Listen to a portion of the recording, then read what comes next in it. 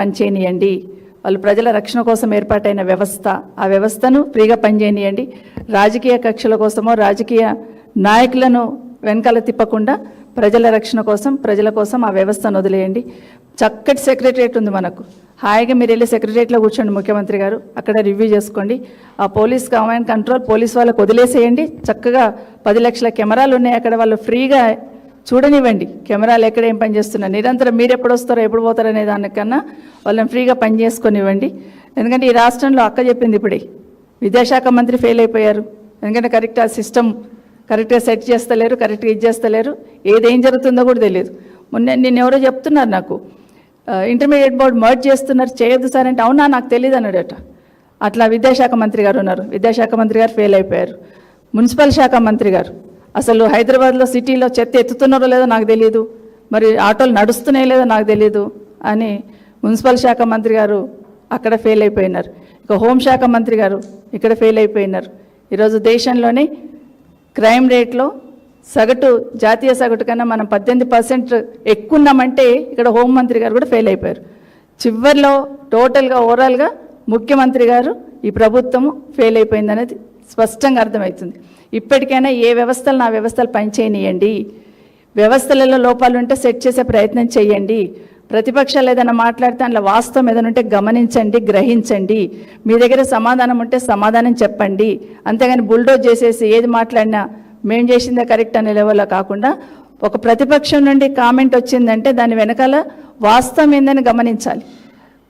విమర్శను సద్విమర్శగా తీసుకొని పాలిస్తేనే ప్రజలకు పాలన అందించగలుగుతాం. అదేది కాకుండా కక్ష సాధింపుగా చేసే ప్రయత్నం చేస్తూ ఉన్నారు. ఇది మంచి పద్ధతి కాదు. ఇప్పటికైనా పోలీస్ వ్యవస్థను చక్కగా పనిచేయనియండి. వాళ్ళకున్న ప్రతిష్టను దిగజార్చనీయకండి. ఈ రాష్ట్ర ప్రతిష్టను కూడా దిగజార్చొద్దు. ఈ రాష్ట్రంలో శాంతి భద్రతలు బాగా ఉన్నాయి కాబట్టి వెల్లువల పెట్టుబడులు వచ్చాయి. మీరు 2 సంవత్సరాలు ఎంత ప్రయత్నం చేసినా ఇక్కడ పెట్టుబడులు రావట్లే. పక్క రాష్ట్రంలో రోజుగా జాతర నడిపిస్తున్నారు. మరి ఈ రాష్ట్రానికి ఏమైంది? ఈ రాష్ట్ర ముఖ్యమంత్రి గారు ఏం చేస్తున్నారు? ఈ రాష్ట్రానికి ఎందుకు పెట్టుబడులు రావట్లేదు? అంటే శాంతి భద్రత చక్కలేవని మీరే చెప్తున్నారు. ఈడ గొడవలు అవుతున్నాయని, ఈడ కొట్టుకుంటున్నామని, ఈడ చెత్త ఎత్తుతలేరని, ఈడ లైట్లు పోతున్నాయని ముఖ్యమంత్రి గారే స్వయంగా మాట్లాడబట్టి, ఈడ రాక్షసులు ఉన్నారని, మాకు అప్పు దొరుకుతలేదని, మేము అప్పుల పాలైనామని, మా చెప్పులు ఎత్తుకుపోతాం అనుకుంటున్నాను. మీరే ప్రతిష్ట అంతా దిగజారిస్తారు. ఇంకా పెట్టుబడులు ఎక్కడొస్తాయి? ఒక్కొక్క మాట మీరు మాట్లాడిన మాట వింటూ ఉంటే తెలంగాణ బిడ్డలకు కలుక్కుమంటుంటుంది.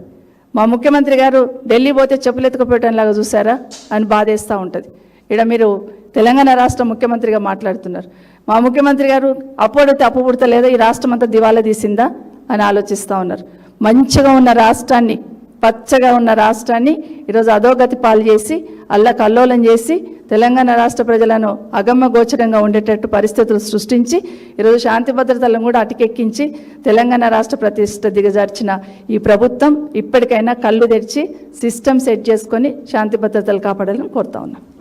చెప్పుదామనే యాంగిల్లో పరిగెత్తేవాళ్ళు, కానీ రాష్ట్రానికి హోంమంత్రి లేడని ఎందుకంటుందంటే ముఖ్యమంత్రి గారే హోంమంత్రి, కానీ ఆ బాధ్యతను విస్మరించారేమో అనిపిస్తుంటుంది ఒక్కొక్కసారి. ఎప్పుడు పోయినా కమాండ్ కంట్రోల్లో ముఖ్యమంత్రి గారు సమీక్షలు చేస్తూ ఉంటారు.